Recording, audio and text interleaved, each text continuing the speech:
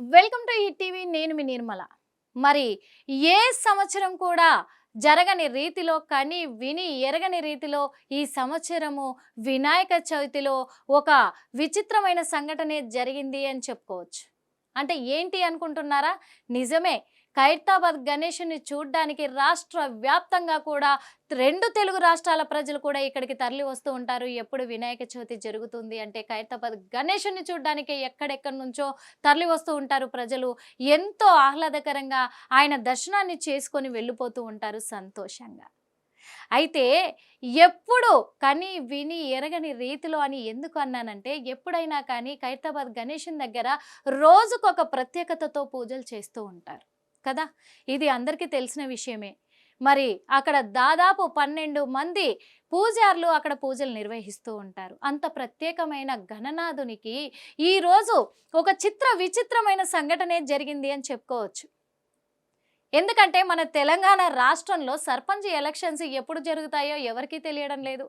అసలు జరుగుతాయా లేదా అనే సందిగ్ధంలో పడిపోయారు. మరి ఆ సర్పంచుల ఎన్నికలు జరగడానికి ముందే సర్పంచుల బిల్లులన్నీ కూడా పెండింగ్లో ఉన్నాయి. ఎప్పటి నుంచో ఈ విషయం పైన యుద్ధం చేస్తూనే ఉన్నారు ప్రభుత్వాలతోటి. అలాగే రాష్ట్ర అధ్యక్షుడు సర్పంచ్ల అధ్యక్షుడు సురిగి యాదయ్య ఈరోజు మరి ఖైరతాబాద్ గణేశుడికి వినతి పత్రం అందజేశారు. ఇదే విచిత్రమైంది. ఎప్పుడు కూడా ఎలాంటి పొలిటికల్స్ మరి వినాయక చవితికి జరగలేదు పొలిటికల్గా కూడా.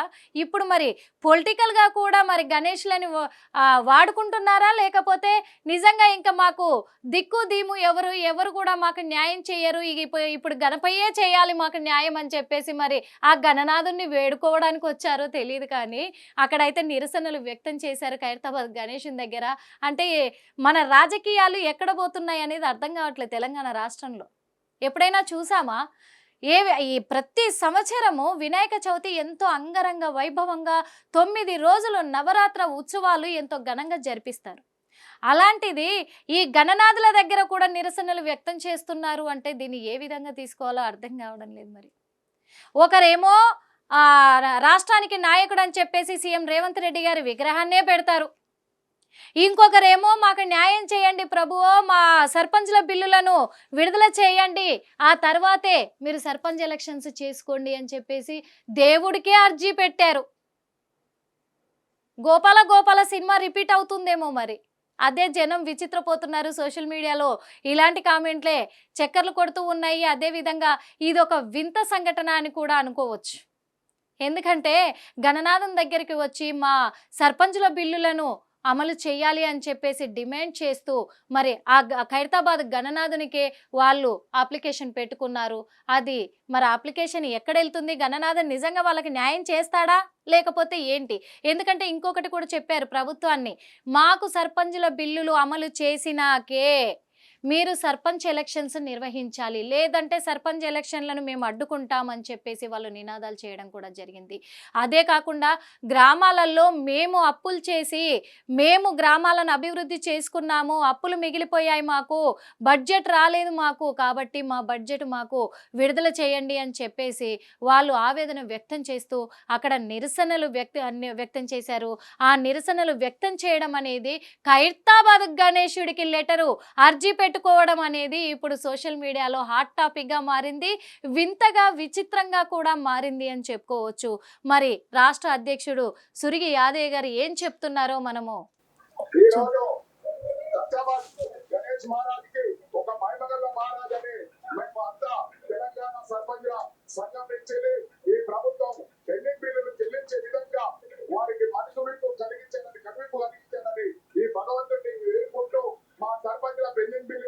స్థానిక సంస్థల ఎన్నికలు పెట్టక ముందుకే మా బిల్లులు ఇచ్చే విధంగా ఈ గణనాథుని పెట్టుకోవడం జరిగింది.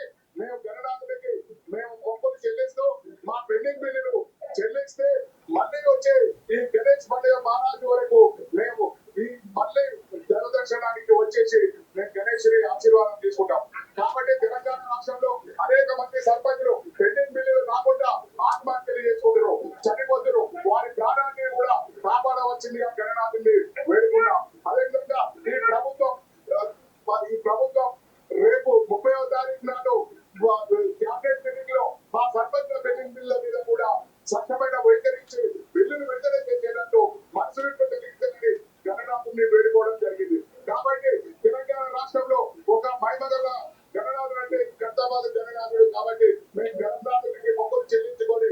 సర్పంచుల పెండింగ్ బిల్లులు ఈ ముఖ్యమంత్రి రేవంత్ రెడ్డికి మొత్తం కనువిప్పు కలిగించాలని అందరం తెలంగాణ సర్పంచుల వద్ద వేడుకొని పూజలు నిర్వహించడం జరిగింది. కాబట్టి మా సర్పంచుల పెండింగ్ బిల్లులు ఇప్పించేటట్టు భగవంతుని వేడుకుంటున్నాం. జై బోలో గణేష్ మహారాజ్ కి, జై బోలో గణేష్ మహారాజ్ కి. చూసాం కదా మరి, ఎందుకంటే మాకు ఏ దిక్కు లేదు మొర్రో ఇంకా దేవుడే దిక్కు అని చెప్పేసి అందుకే ఈ గణనాథం దగ్గరికి రావడం జరిగింది. ఆ గణపయ్యే చూసుకుంటాడు అని చెప్పేసి ఆయననే వేడుకుందామని మరి సీఎం రేవంత్ రెడ్డి గారికి కనువిప్పు కలగాలని చెప్పేసి కూడా మేము కోరుకుంటున్నాము. అదేవిధంగా మా సర్పంచులు వాళ్లకు బిల్లులు మంజూరు కాకపోవడంతో కూడా అప్పు చేసి గ్రామాలను అభివృద్ధి చేయడంతో కూడా అప్పులు పెరిగిపోయి అవి తీర్చలేక వాళ్ళు ఆత్మహత్యలు చేసుకుంటున్నారు. ఎందుకు రాష్ట్ర ప్రభుత్వానికి కనికరం లేకుండా పోయింది, కనువిప్పు కలగడం లేదు అని చెప్పేసి వాళ్ళు ప్రశ్నిస్తున్నారు. అదేవిధంగా ఖచ్చితంగా మా బిల్లులు పాస్ చేసిన తర్వాతే మీరు సర్పంచ్ ఎలక్షన్లు నిర్వహించాలి, లేదంటే ఎలక్షన్లను అడ్డుకోవడానికి మేము ఎంతకైనా సాహసిస్తామని చెప్పేసి కూడా వాళ్ళు గణనాథుని ముందు మొరపెట్టుకుంటున్నారని కూడా చెప్పుకోవచ్చు. మరో పక్క చూస్తే గోష్మహల్లో సీఎం రేవంత్ రెడ్డి గారి విగ్రహం పెట్టారంటే ఆయన ఏమన్నా దేవుడా ఏంటి అర్థం కాలేదు. మరి ఇప్పటి వరకు ఎక్కడ ఎప్పుడు కూడా జరగని సంఘటన అనుకోవచ్చు.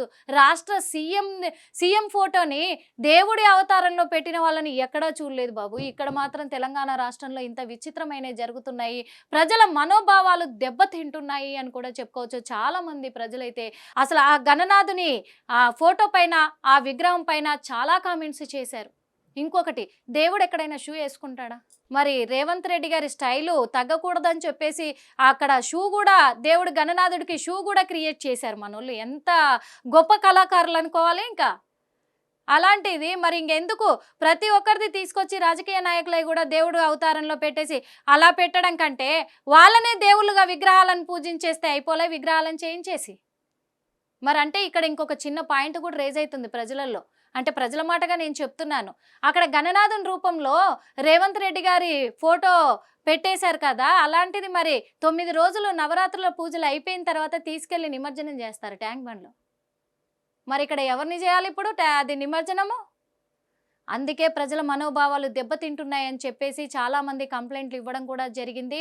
అలాగే ఈరోజు రాజాసింగ్ కూడా దీనిపైన ఈ సంఘటన పైన స్పందించి అక్కడ నుంచి విగ్రహం తక్షణమే తొలగించాలి అని చెప్పడంతో అక్కడ ఉన్న పోలీస్ సిబ్బంది అంతా కూడా డీజీపీ గారితో సహా అందరూ అక్కడ పాల్గొని పోలీసులు ఆ విగ్రహాన్ని తొలగించి ఇంకో విగ్రహాన్ని కూడా పెట్టడం జరిగింది. గణేశుని విగ్రహాన్ని, ఆ గణనాథుని విగ్రహాన్ని అక్కడ స్థాపించడం జరిగింది. ఇప్పుడు అంటే ఏమైపోతున్నారు మన సమాజం మొత్తం కూడా ఈ రాజకీయ కుళ్ళు కుతంత్రాలలో పడి ఎవరు దేవుడో ఎవరు మనిషో కూడా గుర్తించలేని పరిస్థితుల్లో ఉండిపోయి ఇలాంటి రాజకీయాలు ఏంటయ్యా? మొత్తానికి దేవుడితో చెలగాటం ఏంటయ్యా? వచ్చే పండగలను కూడా రాజకీయంగా వాడుకుంటే ఇక ప్రజలు ఏమైపోవాలో అర్థం కావట్లేదు. ఫస్ట్ మన ప్రజలకే కొద్దిగా లేదా జ్ఞానం అనుకోవాలి. అలా విగ్రహాన్ని పెట్టాలి అంటే, ఇలా విగ్రహాల ముందు లెటర్లు పెట్టి ధర్నాలు చేయాలి అంటే పారిపోతాడేమో గణేశుడు. నిజంగా వద్దురా బాబు, మీ తెలంగాణకి నేను రాను, నాకు ఈ నవరాత్రుల ఉత్సవాలు వద్దు, నాకు ఉండ్రాళ్ళ పాయసము వద్దు, నేను వెళ్ళిపోతాను, మీ రాజకీయ కుళ్ళు కుతంత్రాలతో నేను ఇక్కడ ఉండదలుచుకోలేదు అని చెప్పేసి పారిపోతాడేమో అర్ధరాత్రే. అది చూసుకోండి. మరి ముఖ్యంగా మరి వినాయక చవితి అయిపోయే ఈ 9 రోజులల్లో ఏం జరుగుతుందో కూడా తెలియని పరిస్థితుల్లో ప్రజలు మాత్రం చాలా ఆహ్లాదకరంగా ఉన్నారు. విచిత్రమైన సంఘటనలు చూస్తూ వాళ్ళు మాత్రము చాలా సోషల్ మీడియాలో ఇష్టం వచ్చిన రీల్స్ పెట్టుకొని ఎంటర్టైన్మెంట్గా ఫీల్ అవుతూ ఉన్నారు. మరి 9 రోజుల నవరాత్రికి మాత్రము ఇంకా ఏ పార్టీలు ఏ గణనాథుని దగ్గరకు వచ్చి ఎలాంటి చర్యలు నిర్వహించబోతున్నారో మీతో పాటు మేము కూడా వేచి చూస్తాం. హిట్ టీవీ యాప్, ఇందులో short news, live news, entertainment shows చేయండి. హిట్ టీవీ యాప్ ని డౌన్లోడ్ చేసుకుని ఆస్వాదించండి, ఆశీర్వదించండి. ఇంతమంది సెలబ్రిటీలు హిట్ టీవీ యాప్ ని డౌన్లోడ్ చేసుకోండి అని చెప్తున్నారంటే ఎంత మంచి యాప్ ఆలోచించండి. అమెరికాలో చదవాలనుకునే వాళ్ళకి విశ్వసనీయమైన పేరు మన శౌర్య కన్సల్టెన్సీ. UK లో 1 year masters, 2 years work permit up to 5 years visa. Contact Saurya Consultancy. Contact 89851 89851.